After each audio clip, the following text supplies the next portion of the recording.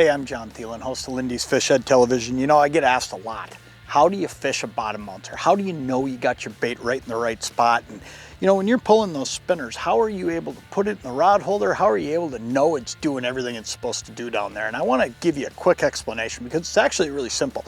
That bottom mounter right there, today I'm using a 1 ounce. I'm fishing about 15 to 18 feet of water.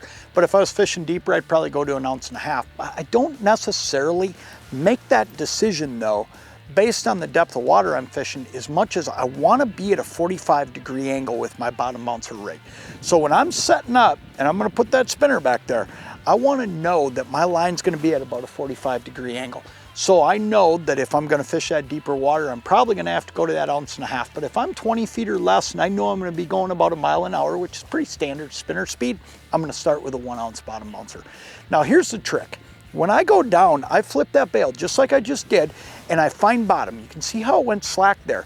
Then I just lift it up. Now you got to remember, I just dropped it and it went pretty straight down because it's got a lot of weight. That 1 ounce just, it just drove toward the bottom like a rocket.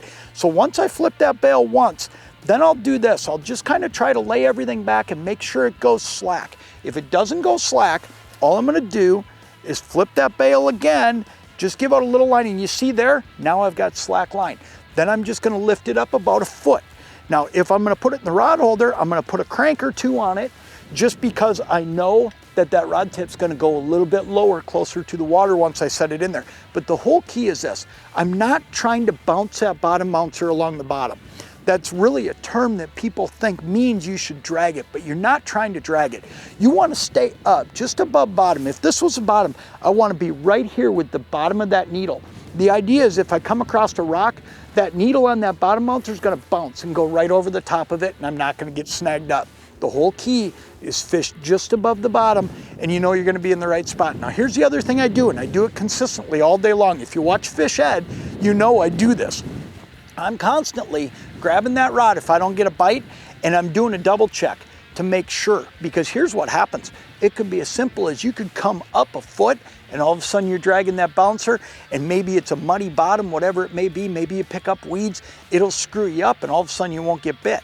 So what I'll do is I'll pretty consistently check that thing, and if I'm hand holding, I'm always checking it. If you do that, if you put that bouncer in the right spot, you know the spinner's going to be in the right spot, and as long as there's fish there, you're going to be able to get them caught. It's a pretty simple tactic. Get out, do some bottom bouncing and spinning. I'll tell you what, I don't think there's any easier way to catch walleyes in the heat of summer.